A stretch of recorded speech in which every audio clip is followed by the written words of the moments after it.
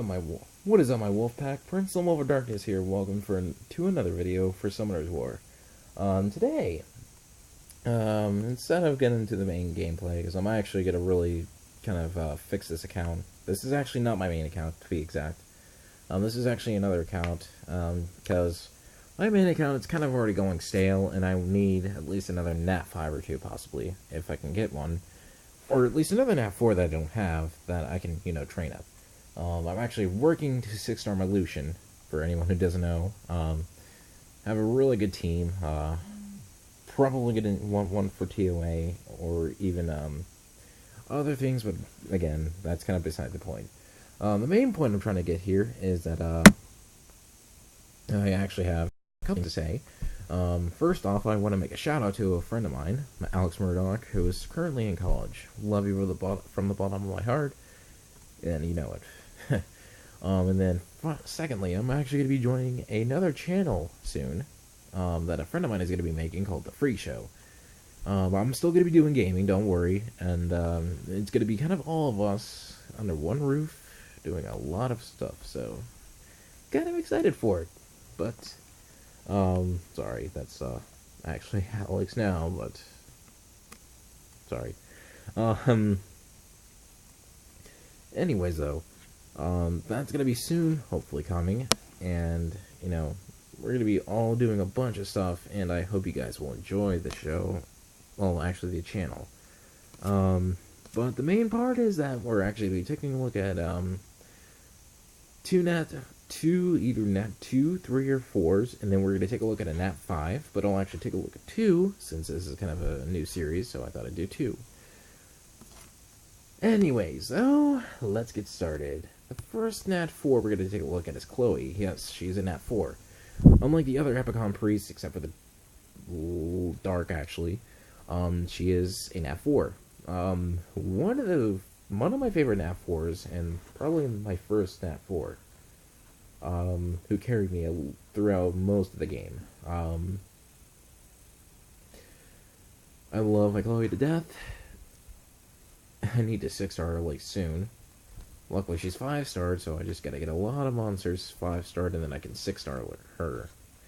But anyways, though, we're gonna take a look at their skills, how to ruin them, and then how to possibly deal with them if you run into them. So let's get started with that. Absorb Mana attacks the enemy and recovers 30% of the HP. By 30% of the damage dealt. This attack deals more damage according to your max HP, so kind of already know that you want to get her a lot of HP.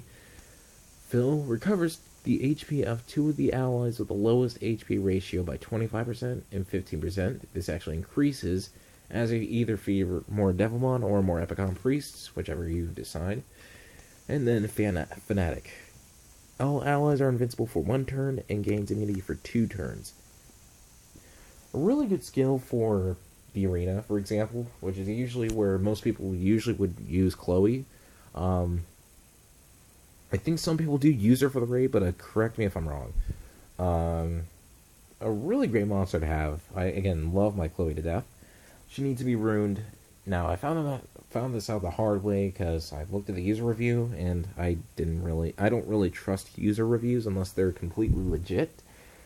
And they say Swift, I forget what the other rune set was, but I'm going to kind of guesstimate here and say either Energy, Guard, or Endure.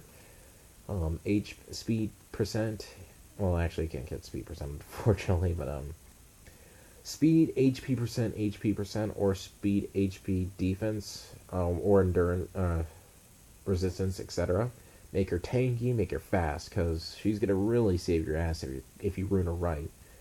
How to take her out? It kind of depends.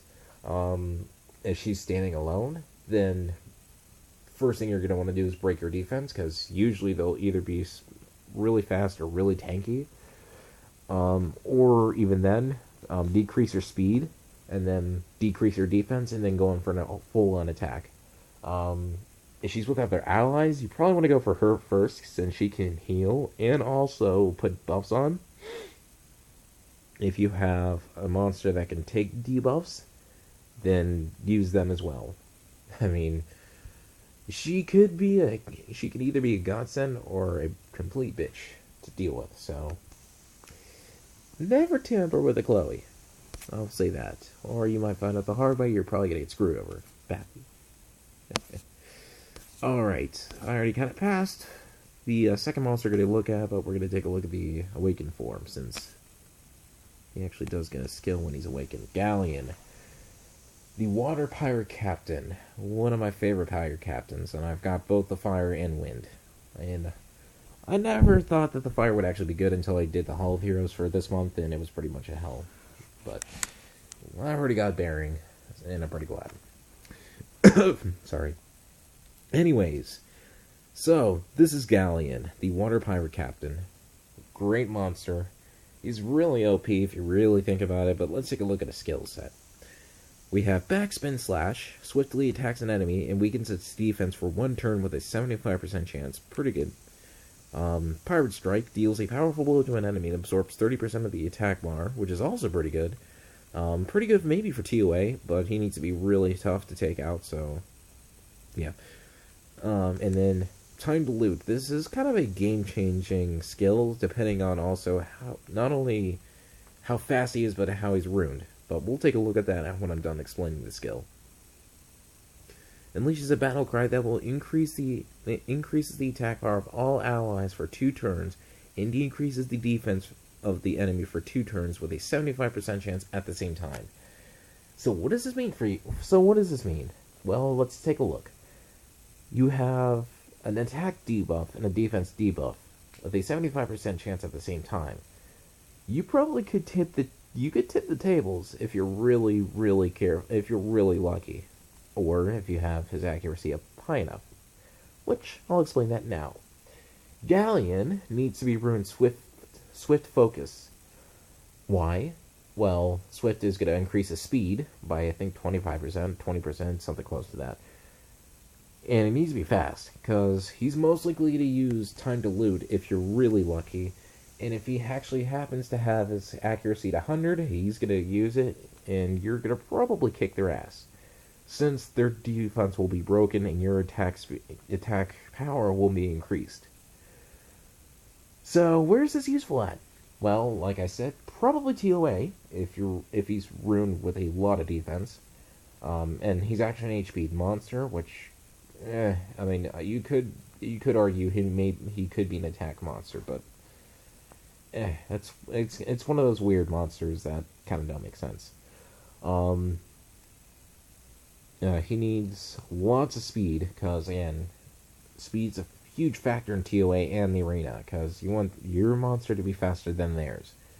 If Galleon is really fast, he can pull off Time to Loot, and then they're broken, you're most likely going to win. Like I said, it's a game changer right there. So it's really crucial in how you ruin Galleon. Speed, HP defense. Speed attack defense is what I meant to say. Speed, attack, accuracy, there we go. I'm so sorry I messed that up. It's like close to midnight, and I actually just got off work. Well, a couple hours ago, I got off work, and I'm like, well, probably gonna stay up for a while. So, yeah, that's already kicking in. So, I'm glad I have both Chloe and Galleon, because they're both my favorite monsters on my main account, because they're just awesome like that. Alright, let's take a look at a Nat 5. Let's see who do I want to take a look at.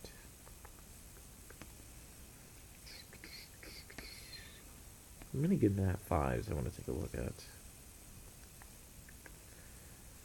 at. So many good choices. Wow, already found one. Chiwu. Fire Pioneer. Have him on my main account. He's almost close to awaken. I need, like, more magic, high-end magic instances, and I already have enough to fuse, but I need to get more mana. What a bummer. Anyways, Chiwu's the Fire Pioneer. I love Chiwu so much. He's one of my favorite monsters out of the Nat 5s, Everybody takes a look at Chiwu and be like, how would it Wusa, you know? Wusa's pretty good as well. He's a really, really tanky monster, but I like Chiwu better. Why? Let's take a look at a skill set. Yin Yang attack. Attacks the enemy with the power of Yin Yang, and puts the enemy to sleep for 2 turns with a 20% chance.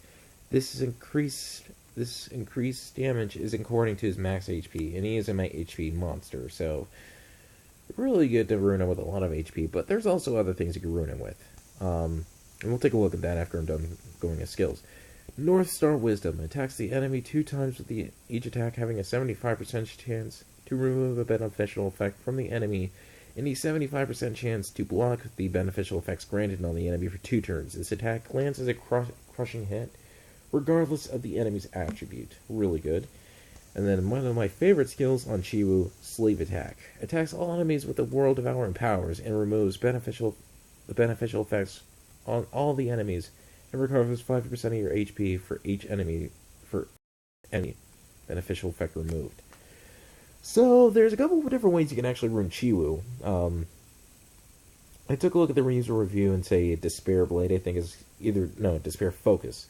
Which is not a bad rune set, but I actually have a different plan for my Chiwu. Since he is a HP tank, Fatal Energy, not only one, because he needs a lot of attack, actually, and he's better runed for attack, is what my friend of mine told me, that he's better runed for attack, rather than HP. I can see the reason why people use Despair, but I actually go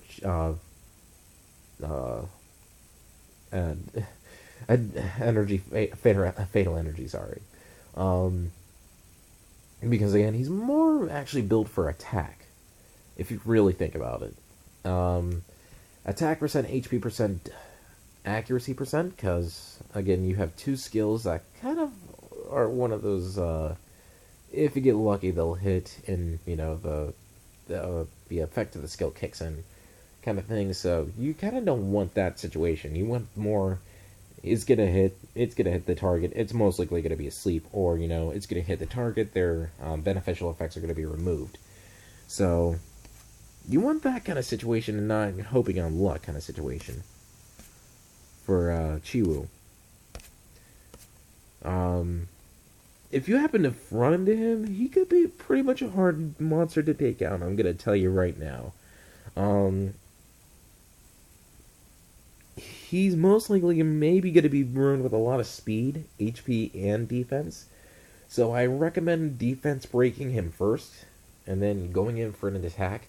If you happen to have like beneficial effects, you really want to be careful with that, because most likely he's going to be the one to take him. Yeah, just saying. I hope you guys will pay really close attention. I was going to take a look at the Light Archangel as my final 5, but I actually kind of changed my mind. Yes, I will be looking at an Archangel, but I'll actually be looking at the Wind Archangel. One I think is more, I think he's actually kind of, underrated, I guess is the way to put it. Anadrel, the Wind Archangel. Again, like I said, he's probably the most underlooked. He's got a really good skill set, and just like Velwitch Wool and Ariel, but I think Anadrel can actually be a beneficial monster too. Heavenly Sword attacks with a Heavenly Sword, removing a beneficial effect on the enemy with a 75% chance. This damage increases according to your defense, so he does have pretty good defense, so not a bad thing. Archangel's Blessing recovers an ally's HP by 50%. So, hold up. Before we take a look at his last skill, sorry. This is kind of like Praha's third skill, but except it's an AoE, and it also puts her to sleep, and Anadrel doesn't fall asleep for that. And then we have Archangel's Mercy. Revives a dead ally and fails his HP to the maximum amount. Instead, you lose half of your current HP. And he is kind of an HP monster too, so Yeah, I mean, it's kind of a double-edged sword. You get a revive, but I mean, you get your HP cut in half.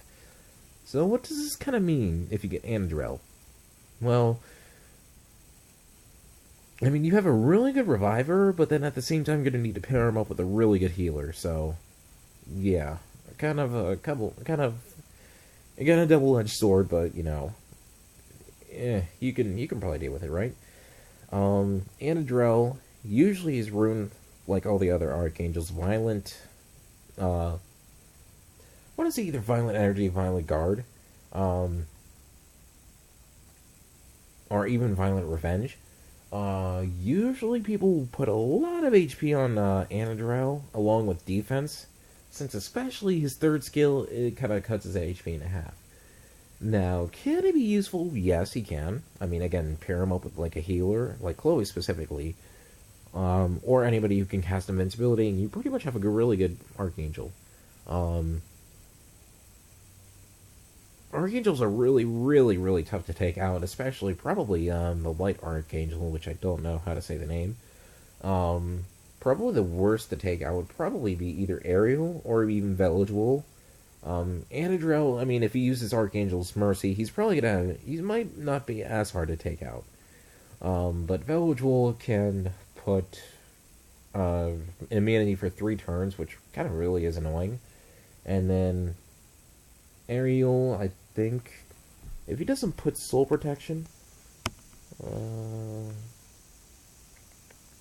no, he doesn't. He actually recovers 30% of all allies, and then recovers 15% for the next 3 turns. So kind of annoying to take out Ariel, but if you have a really good monster that can break his defense easily, then you can really take him out easily. But with the Anadrel, you don't really need the defense break in there. HP defense is usually how Anadrel's ruined, or HP defense and resistance. So, I mean, it's kind of a mixture of what you can ruin him with, but it's kind of up to you, honestly. If you get him really early game, then I highly recommend putting him on like full either energy or full guard, just making sure that you get like HP, defense percent, etc. Also wouldn't hurt to give him a lot of speed too with that. So that is all the time I have for you today, folks. I really, really hope you enjoyed. I'll probably be posting next week, depending on if I'm busy or not. I have to work Christmas Eve though, which kind of sucks, but I can deal with it. I'll try to get one on Christmas. If not, then I might go the day after Christmas. Until next time, guys, stay cool, my Wolfpack. I'll be seeing you guys in the next episode. Peace out. Thanks for watching.